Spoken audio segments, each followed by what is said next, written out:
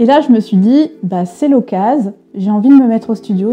J-2 avant l'événement, on devait partir ce soir, normalement c'est que j'attends mon terminal de paiement. Mais ça a été assez catastrophique de ce côté-là. Là j'ai une tête vraiment fatiguée, j'ai pas du tout assez dormi cette nuit. Hello les photographes et bienvenue sur la chaîne La Patte sur Objectif. On parle de photos d'animaux domestiques, chats, chiens et chevaux, et où je sors en général une vidéo par semaine. Alors si tu me suis sur Instagram, tu as dû suivre mon projet un petit peu fada, qui est mon projet de monter un studio photo. Alors tu verras qu'il y a plusieurs contraintes et plusieurs subtilités dans ce projet, mais le but de cette vidéo, c'est que je te dévoile un peu les dessous de ça et peut-être ça va t'inspirer pour monter toi-même ton projet de studio. Et au passage, si tu ne me suis pas encore sur Instagram, tu peux me suivre sur @lapatte-sur-objectif.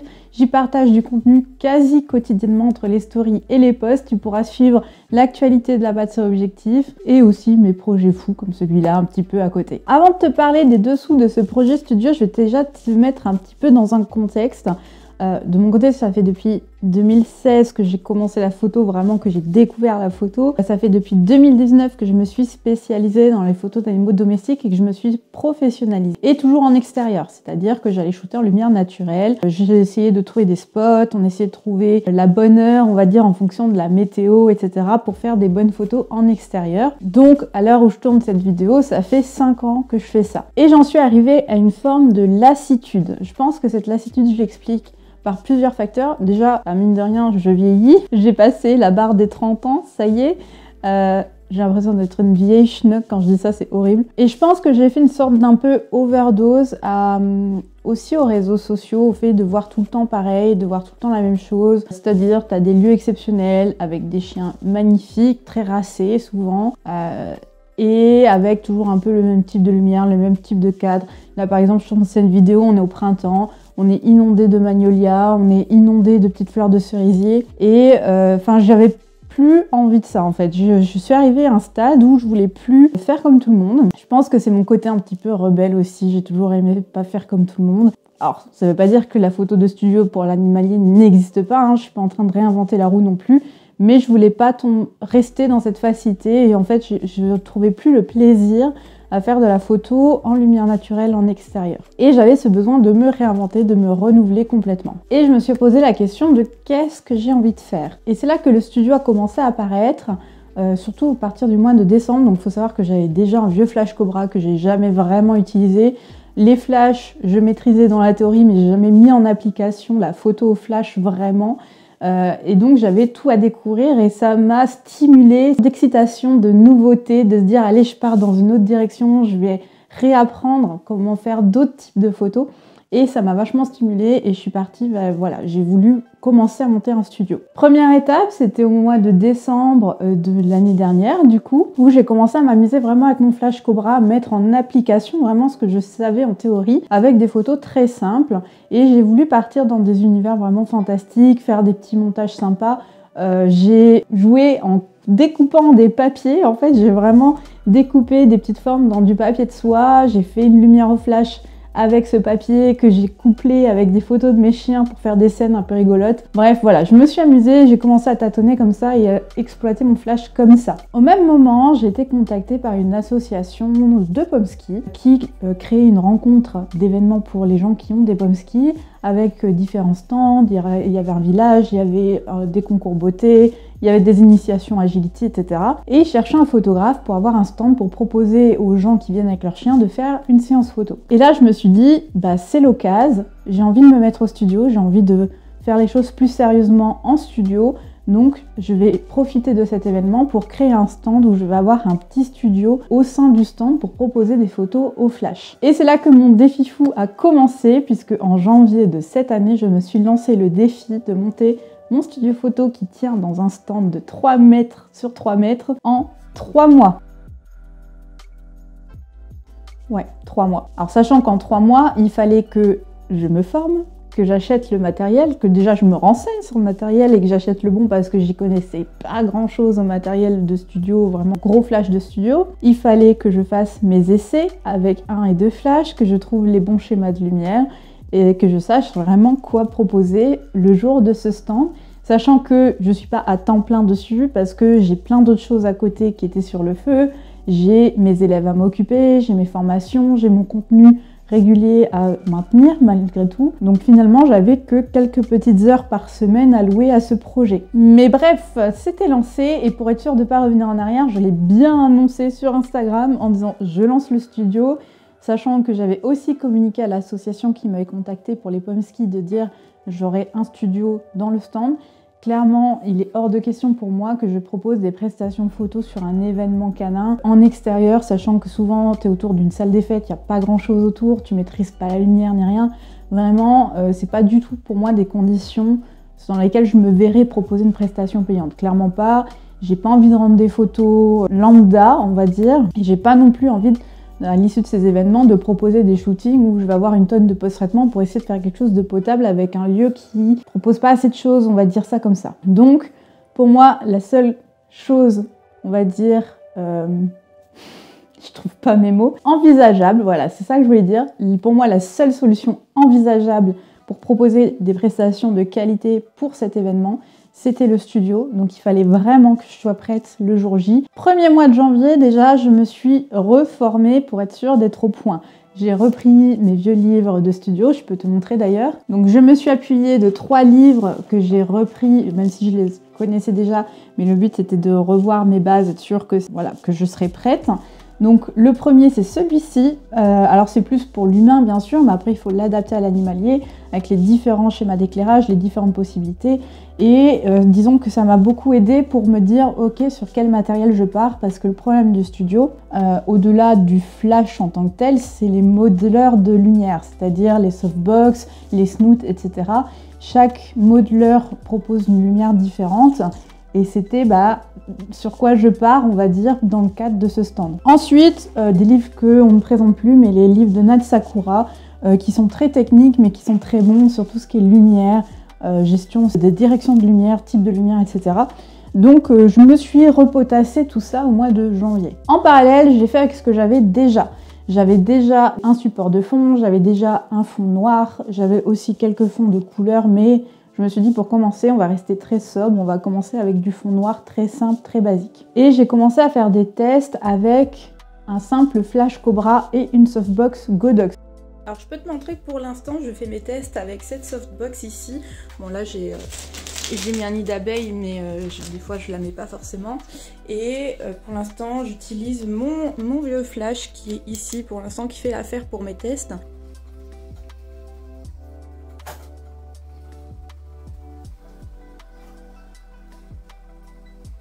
Au mois de janvier, je commence mes premiers tests studio avec mon bon vieux Flash Cobra et en gros ce que j'ai à ma disposition avant de faire mes premiers achats.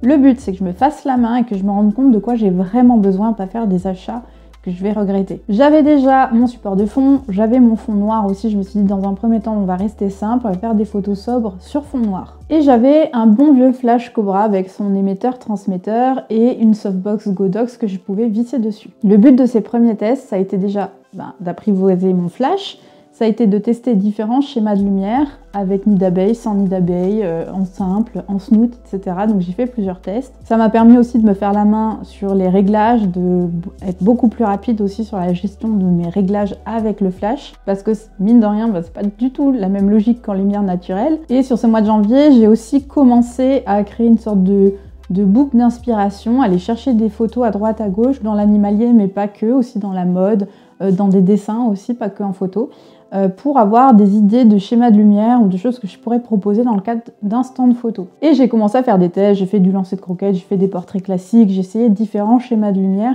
pour commencer à évaluer de quoi j'avais besoin. À ce moment-là aussi, j'ai commencé à me rendre compte que mes objectifs allaient être un problème. Et oui, parce que je suis habituée à la lumière naturelle, j'ai des téléobjectifs très lumineux, mais ils ne sont pas du tout adaptés en termes de distance au studio, en stand, dans 3 mètres par 3 mètres. Je me retrouvais beaucoup trop près. Donc ça, je t'en reparlerai sur les solutions que j'ai trouvées sans acheter de nouveau matériel. Mois de février, je commande mes flashs enfin. Et je suis partie sur 2 flashs. Pourquoi 2? On peut déjà faire beaucoup de choses avec un seul flash, mais j'avais absolument envie de faire des photos avec une lumière qui arrive derrière pour éclairer le contour du poil et détourer l'animal. J'avais vraiment envie de ça, donc je suis partie sur 2 flashs. Alors j'ai pris 2 flashs, tout chez Godox, 2 flashs autonomes, c'est-à-dire qui sont sur batterie.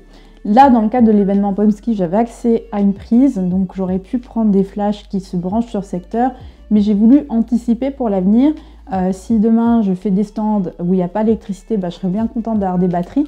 Et puis si je veux proposer des séances photo par exemple pour des chevaux dans des manèges, pareil, je ne veux pas avoir des câbles qui traînent avec des chevaux, donc je suis partie sur des flashs sur batterie. Donc j'ai commandé 2 flashs avec 2 softbox classiques, c'était des kits et ça m'allait très bien. Et avec chaque flash, une batterie supplémentaire. Pour la puissance des flashs, ça a été une grande réflexion et c'est ce qui fait que j'ai beaucoup retardé, on va dire, l'achat parce que j'hésitais.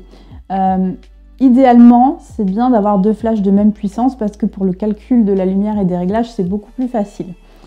Problème, c'est que autant j'aurais pu prendre 2 flashs de 400, c'était largement suffisant pour ce que je voulais faire dans le cadre de ce stand ou dans un projet photo studio pour des chiens ou des chats. Mais je savais que mes flashs, je voulais les utiliser plus tard pour des chevaux. Et je savais que 2 400 watts seconde, c'est pas suffisant pour les chevaux et au bout d'un moment, j'aurais été limitée, j'aurais de toute façon acheté un flash plus puissant. Donc, en anticipation de ça, je suis directement partie sur un flash 600 et un flash 400. Donc, c'est uniquement pour cette raison que j'ai 2 flashs de puissance différentes et que j'ai pris un 600, sachant que normalement 2 400 sont suffisants pour ce que j'avais à faire ici. Donc, je suis partie sur les flashs AD400 Pro et AD600 Pro de chez Godox. Février, je reçois mes flashs, je les déballe, je lis les notices, j'essaye de les régler. Finalement, ça se fait hyper facilement. Alors, les 2 flashs sont pas tout à fait le même mode de fonctionnement, mais globalement, ça marche bien. Et là, j'ai commencé à faire des essais avec, pareil, différents schémas de lumière. Alors, clairement, le schéma de lumière que j'ai préféré utiliser, c'est celui avec une lumière vraiment juste derrière le sujet au-dessus et avec un flash à peu près à 45 degrés en face. Ça donne ce résultat-là. Et j'aime beaucoup parce que ça vient vraiment dessiner de manière symétrique la lumière à l'arrière et en même temps, ça crée une belle lumière aussi devant. L'idée, c'était que le flash le plus puissant soit derrière pour vraiment avoir cet halo, on va dire, qui se dessine, que j'aime beaucoup, et avoir une lumière ensuite secondaire, mais celle qui éclaire le plus le sujet en termes de volume, on va dire, c'était le flash de devant qui était un peu moins puissant. Le problème avec cette configuration-là, c'est que pour faire tenir tout ça dans 3 mètres par 3 mètres, c'était hyper compliqué parce que pour passer le flash derrière, avec la hauteur du stand, c'était hyper compliqué. Donc pour le cadre du stand, je suis partie sur un schéma beaucoup plus classique avec une lumière devant à 45 et une à l'opposé à l'arrière. Ce qui permettait de mettre le second flash à côté du support de fond et pas derrière. Ce qui permettait de caler mon fond de studio dans le fond du stand et pas de l'avancer, sachant que j'ai déjà pas beaucoup de place. Ça a cogité dur là-dedans, je te jure. Donc après différents essais, j'ai commencé à vraiment bien exploiter mes flashs. J'ai même fait des essais avec ma belle-mère qui venait d'adopter son chien. On s'amusait avec mon chéri, nos chiens, à faire des séances de studio vraiment en condition du stand. Je me suis amusée pour le coup à faire différents schémas de lumière, mais vraiment pour m'amuser. Mais dans le cadre du stand, j'allais pas m'amuser à déplacer mes flashs. J'avais trouvé, on va dire, le schéma de lumière qui convenait bien, c'est-à-dire vraiment les 2 opposés, 45 devant et l'opposé derrière. Et on est resté sur des choses très simples pour pas avoir à bouger trop de choses, à régler tout le temps, etc. Maintenant, je t'ai parlé au début de ma difficulté avec mes objectifs. Il faut savoir que dans mon sac à dos, normalement, quand je vais en shooting, j'utilise 2 objectifs principalement, mon 70-200 ou mon 135 mm en Sigma Art. Difficulté sur un stand de 3 mètres par 3 mètres, tu oublies. C'est impossible de faire des photos avec ces objectifs-là. À 70 mm, ça peut passer sur un petit chien, mais ouais, c'est quand même un peu compliqué. Donc, il me restait mon 50 mm et mon vieux 15-85 mm que je n'ai jamais ressorti en photo depuis mes tout débuts. Vraiment, c'était mon objectif kit de départ et que j'utilisais pas depuis très très longtemps. Et mon 50 mm, le problème c'est que il est encore un peu trop long pour tenir dans 3 mètres par 3 mètres pour faire des photos si je voulais les personnes avec leurs chiens. Heureusement, on était sur du Pomsky, donc c'est un petit modèle, mais ça n'empêche que 50 mm c'est déjà trop long pour ce genre de shooting, en tout cas avec l'espace que j'avais. Donc, il a fallu que je ressorte mon bon vieux 15-85 mm. Alors, la facilité aurait été d'acheter un 24-70, ça aurait été l'idéal. Très bon objectif qui permet la bonne distance. Mais le but, c'était pas d'acheter encore une fois un nouvel objectif. J'avais déjà beaucoup dépensé pour mes flashs, pour le stand. Le but, c'était de faire avec ce que j'avais pour la suite. Donc, j'ai ressorti et redépoussiéré mon bon vieux 15-85 mm et quelle surprise de voir la qualité de cet objectif. lorsqu'on le ferme à f9, f11, hein, parce qu'en flash, l'avantage c'est qu'on n'ouvre jamais complètement le diaphragme, et vraiment la qualité est incroyable. Problème, parce que ça ne s'arrête pas là les problèmes, c'est que cet objectif il est fait pour être sur un capteur APS-C, donc un plus petit capteur. Et mon boîtier principal aujourd'hui c'est un plein format, donc si je mettais mon 15-85 sur mon plein format, je perdais un tiers de ma photo. En fait ça réduit la photo et je perds vraiment un tiers de la qualité, un tiers de mes pixels. Alors pour s'entraîner c'est bien, pour proposer à des clients, je ne me vois pas vendre des photos numériques où je croppe de un tiers ma photo, où ils perdent tellement de qualité. Même si on est d'accord, c'est largement exploitable dans 99,9% des utilisations. Par principe, ça me pose un peu souci de leur vendre des photos autant croppées. Donc, j'ai ressorti mon bon vieux réflexe iOS 760D, qui est mon premier réflexe, qui marche très bien, qui fait des très bonnes qualités. Surtout que l'avantage du flash, c'est qu'on est dans des très très bonnes conditions de lumière, forcément, ISO minimum, donc tout va bien. Et du coup, l'idée, le jour J du stand, c'est que j'avais mes deux boîtiers. J'avais mon iOS R d'un côté avec mon 50 mm et de l'autre j'avais mon réflexe avec mon 760. Les deux étaient réglés exactement pareil, même réglage, même balance des blancs, tout était identique pour qu'en post-traitement ce soit beaucoup plus facile. Vient maintenant la préparation du stand en lui-même parce que il faut un barnum, il faut de quoi présenter des photos et puis tout le process qui va avec parce que là c'est un événement canin. Les gens, ça va s'enchaîner. Je savais que le problème d'un événement canin, c'est qu'il y a du bruit, il y a des odeurs. Les chiens, ils sont un peu foufous. Ils peuvent pas être concentrés dans un événement comme celui-là parce qu'il y a trop de distractions, il y a trop de choses autour. Et donc, il faut que les séances soient très courtes, très concises. Limite, on garde 100% presque des photos parce qu'il faut que ça s'enchaîne. Et on peut pas demander trop de choses au chien parce qu'il n'est pas en mesure dans ce genre d'événement d'écouter dans la grande majorité des cas. Déjà niveau décoration, j'avais commandé pas mal de tirages. Alors j'ai commandé plein de tirages papier, j'ai acheté des cadres après chez Centracor et puis chez Action, vraiment des cadres pas très chers, mais qui étaient suffisants pour ce que je voulais faire. Avec un beau cadre en bois, je voulais quelque chose d'assez naturel. Malheureusement, ça n'a pas du tout tenu, j'espérais. J'avais acheté des scotch double face un petit peu pour accrocher les tableaux en fait, et qui m'auraient permis de les changer. Je voulais mettre ça sur la toile du fond du barnum et ça ne tenait pas du tout. Donc on est parti sur le fait de poser les cadres. Heureusement, j'avais pris des cadres qu'on peut poser et on en a posé quelques-uns sur tout ce que j'avais prévu. Mais surtout, j'ai commandé un grand tableau que j'ai fait tenir sur un chevalet en fait, qui était vraiment la pièce maîtresse du stand, que j'ai vraiment mis à l'avant du stand. Donc les gens, quand ils arrivaient sur le stand, ils voyaient ce tableau là et ça a pas mal marché. Les gens se sont beaucoup arrêtés devant le tableau pour le regarder et je pense que ça a beaucoup contribué à donner envie aux gens de venir faire les photos dans le stand. J'avais emmené mon ordinateur, encore une fois j'ai l'électricité donc c'est tant mieux. Et du coup j'avais branché ma tablette graphique comme second écran où je faisais défiler aussi des photos qui étaient positionnées juste en dessous de ce grand tableau. Donc les gens voyaient le tableau et en dessous ils pouvaient rester sur le stand pour regarder défiler les photos. Il y en a beaucoup qui sont restés juste pour regarder défiler les photos, donc ça aussi ça a très très bien marché. Finalement j'aurais même pu enlever les autres cadres parce qu'ils étaient peu visibles, ils étaient un peu compliqués à les voir. Enfin bon voilà, en tout cas ce que j'ai mis en place à côté a bien marché, les gens ont aimé regarder les photos. Donc c'est le principal et je pense vraiment qu'il y a des personnes qui sont venues sur le stand parce qu'elles ont accroché sur ce tableau. Et voilà, du coup, tout était prêt pour le jour J. Allez, j'étais prête 15 jours avant l'événement, j'avais tout reçu, les cadres, j'étais prête au niveau des schémas de lumière, je savais ce que ça allait faire. J-2 avant l'événement, donc là je vais essayer de charger la voiture et en espérant que tout rentre parce qu'en plus je dois partir avec mes deux chiens. On devait partir ce soir, normalement jeudi. L'événement commence samedi et vendredi on met en place. Le problème c'est que j'attends mon terminal de paiement, donc je pense qu'on partira que demain. Bon, à la base on devait partir hier, seulement on attendait le cher monsieur qui est juste ici. Donc heureusement il est arrivé parce que sinon j'aurais été très embêtée pour accepter les paiements, mais il est arrivé samedi. Bah donc là on va partir, c'est parti. Bon voilà, la voiture est pleine, donc tout est à peu près en place et il y a la place pour les chiens, donc tout va bien. Par contre, il n'y a pas encore nos valises, on va quand même partir pendant 3-4 jours, donc, et puis il y a les croquettes des chiens à rentrer, enfin bref, ça va le faire, ça va le faire.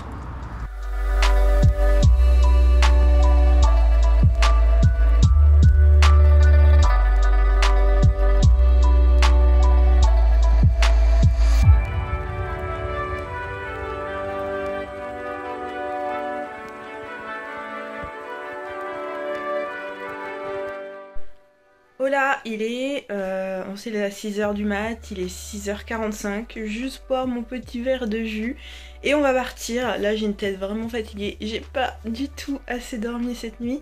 J'espère que ça va le faire la journée, j'ai aucune idée du nombre de personnes qu'il va y avoir, j'avoue. Mais il y avait pas mal de prix à gagner, donc on verra.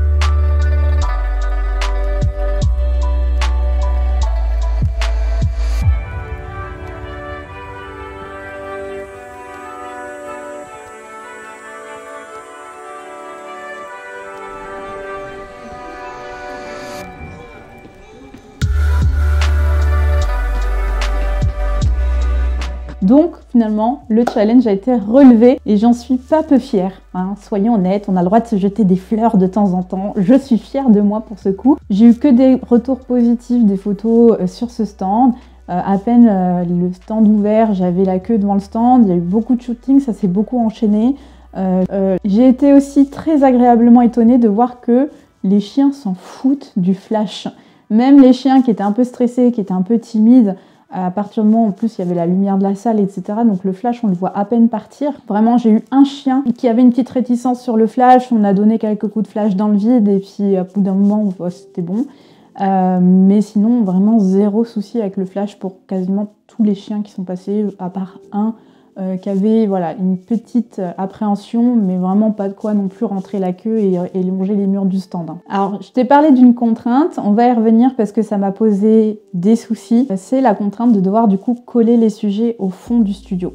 Généralement, quand on a de la place, on essaye de pas coller les sujets au fond pour éviter que la lumière vienne sur le fond, parce que forcément il y a quelques plis sur le fond, il y a les poils qui volent partout, et au bout d'un moment, à force de piétiner aussi le sol du fond, ça devenait forcément poussiéreux, il y avait des poils qui traînaient, etc. Et donc forcément, le fait de coller les gens au fond, toutes ces imperfections, elles sont flashées aussi, elles se voient, et donc j'ai passé un temps monumental à nettoyer mon fond, à enlever les plis, à enlever les poils qui traînaient.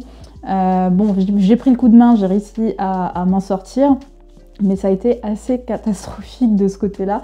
Et là, si je dois refaire le stand, et je vais le refaire là dans pas longtemps pour un autre événement canin, j'aurai ma petite brosse à poils, vraiment pour enlever un maximum, parce que j'ai perdu beaucoup de temps sur la retouche. J'aurais préféré perdre du temps à donner un petit coup de rouleau sur le stand.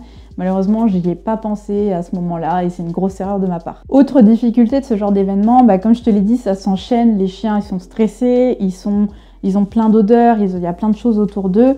On ne peut pas leur demander de se concentrer trop longtemps. Pour te donner un ordre d'idée, je crois que je suis sortie avec à peu près 300 photos brutes. J'en ai retouché 105 exactement. Donc j'ai gardé une photo sur 3. C'était vraiment très rapide. Les gens venaient, je disais mettez-vous comme ça, on fait ci, on fait ça. J'avais un pouic-pouic dans la main pour attirer l'attention, pour avoir quelques trucs sympas. Et ça s'arrêtait là. Ensuite, la troisième difficulté, mais qui a été bien surmontée parce que je l'avais bien anticipé pour le coup, c'est comment gérer les gens qui vont venir avec leurs animaux. Est-ce qu'ils vont sélectionner leurs photos sur le stand? Comment est-ce qu'ils ont leurs photos, etc. Donc j'avais des formules 3 photos et des formules 5 photos. Les gens arrivaient sur le stand, ils payaient sur le stand la formule qu'ils souhaitaient. On faisait les photos, je prenais derrière leurs coordonnées, adresse postale, mail, etc. Le nom des loulous. Et derrière, je leur remettais une carte sur laquelle ils avaient mon adresse mail, mais également le lien de leur future galerie. J'avais anticipé les liens de leur galerie et je leur ai dit ça sera disponible sous 1 ou 2 semaines. Ils recevaient un email quand la galerie était prête et ils n'avaient plus qu'ensuite qu'à choisir les photos incluses dans leur forfait directement sur la galerie. Si vous voulez en acheter plus, ils pouvaient le faire directement sur la galerie aussi. Donc ça c'est bien goupillé parce que j'avais bien anticipé. J'avais les numéros des chiens, donc j'avais anticipé les numéros des chiens. Ils recevaient la carte avec le bon numéro, avec le bon lien. Et tout s'est très bien goupillé comme ça, on s'est pas mélangé les pinceaux et c'était fluide. Mais si j'avais pas anticipé, ça aurait pu être un joyeux bordel parce que quand on enchaîne, la première journée, j'ai fait 13 séances. 13 séances sur la journée, on peut vite s'en mêler les pinceaux entre les gens, les chiens, les mauvais emails, etc. Et derrière, c'est compliqué. Enfin, on est dans l'événement, on a mal entendu un mot, on n'a pas le bon email et derrière, la personne n'arrive pas à la recontacter. Là, au moins, dans tous les cas, elle partait avec l'adresse de sa galerie pour retrouver ses photos. Et d'ailleurs, avant même que j'envoie les mails pour dire votre galerie est disponible, j'ai déjà vu les gens télécharger leurs photos parce qu'ils avaient le lien et du coup, je pense qu'ils allaient voir régulièrement. Alors, j'ai fait des galeries privatives. Je sais que beaucoup de photographes font des galeries par événement, c'est-à-dire que les gens vont chercher leurs photos dans une galerie totale avec les photos de tout le monde. Là, je trouve que c'est quand même un peu privé. Les gens n'ont pas forcément envie que tout le monde voit leurs photos avec eux et leurs chiens. Donc là, c'était vraiment chaque personne avec sa galerie. Enfin, moi, je préfère faire comme ça. Après, libre à chacun de faire comme il veut. Donc voilà pour ce défi fou que j'avais vraiment envie de partager avec toi. Et pour moi, c'est important de le partager. Le but, c'est pas de dire « regarde ce que j'ai fait ». Le but, c'est que ça t'inspire et que tu te dises « waouh, c'est trop bien de monter des projets comme ça ». Ça peut paraître impossible et pourtant, tu vois que ça l'est. J'avais très peu de temps pour préparer ça. Et bon, bien sûr, là, il y avait l'achat du matériel, c'était le gros poste de dépense, hein, pour te donner un ordre d'idée. Allez, entre tout le matos de stand et les flashs, sachant que j'ai rien acheté d'autre à côté, et les tirages quand même inclus, je suis à peu près à 2000 € d'investissement sur ce stand. Après, on parle d'investissement parce que tu vois que j'ai fait des séances photos qui ont permis de rentrer de l'argent aussi, et ce stand, il va resservir à d'autres événements. Donc, le but, c'est clairement de le rentabiliser, et c'est une rentabilité que j'ai calculée en amont. C'est pas de l'argent que j'ai balancé à la poubelle, c'est quelque chose que j'ai calculé. Après, si c'est aussi pour un projet personnel que tu as envie de te faire plaisir, tu peux aussi, ça va forcément te coûter, mais c'est quelque chose qui est totalement possible. Et tu peux oser te lancer dans une nouvelle discipline, dans quelque chose que tu maîtrises pas encore. Voilà, va falloir que tu apprennes et c'est cool. Et au début, tu peux faire un peu de merde, hein. Moi, mes premières photos là que j'ai essayé avec les flashs, j'ai cramé un peu les poils blancs. Je trouvais pas le bon angle par rapport à mon chien pour qu'il n'y ait pas une ombre un peu bizarre sous le nez. Et c'est ok, tu vois, tu testes, tu fais des choses, tu te transformes un peu en MacGyver des fois pour essayer des trucs. Et c'est cool en fait d'aller essayer ces nouvelles choses. Donc moi, je peux que te conseiller de te challenger, alors que ce soit au studio ou autre chose, hein, d'autres types de photos. De mon côté, ce qui est sûr, c'est que je me suis vraiment découvert un kiff total sur la photo de studio. J'ai plein d'idées qui ont germé, ça a vraiment ravivé ma créativité, ça a ravivé aussi ma motivation à sortir l'appareil photo parce que je vais pas le nier, je commençais à avoir du mal à sortir l'appareil. Vraiment, j'en étais à ce stade où ça me gavait en fait de sortir l'appareil, et le fait d'avoir ce studio, ça m'a ravivé la flamme, ça m'a ravivé l'envie de faire plein de choses. Et voilà, je peux que te souhaiter ça si tu es dans un down aussi, parce qu'on le vit tous. Un moment où voilà, t'as plus forcément l'envie, t'as perdu cette petite flamme, c'est peut-être que t'as besoin de te renouveler, de faire quelque chose de nouveau. Ça peut être de monter un projet personnel, quel qu'il soit, tu vois. Tu te mets le défi d'aller faire des photos, je sais pas moi, avec un plaid, avec un sac à dos. Tu te mets le défi de faire que des photos orange, par exemple, où tu vas chercher des couleurs orange. Enfin, peu importe, lance-toi à des petits défis comme ça qui vont te raviver la flamme et te donner envie de ressortir l'appareil photo et d'essayer des nouvelles choses. Alors je te remercie d'être encore présent à la fin de cette vidéo. Je pense qu'elle va être un petit peu longue, je me rends pas compte, mais j'ai beaucoup parlé. N'oublie pas que sur cette chaîne, je réponds principalement à tes préoccupations, à tes questions, aux choses que tu as envie de voir sur la chaîne. Donc s'il y a des sujets qui t'intéressent, que tu as envie de voir sur cette chaîne, tu me les mets en commentaire. Je lis tous vos commentaires, je les prends en compte pour des futures vidéos. Et en attendant la prochaine vidéo, tu peux me suivre sur Instagram, @lapatsurobjectif. Je suis très présente, au moins quotidiennement. En tout cas, j'essaye. Et tu as plein d'autres astuces autres que celles que je mets sur YouTube directement sur Instagram. Sur ce, on se retrouve très vite pour une nouvelle vidéo. Porte-toi bien et à bientôt.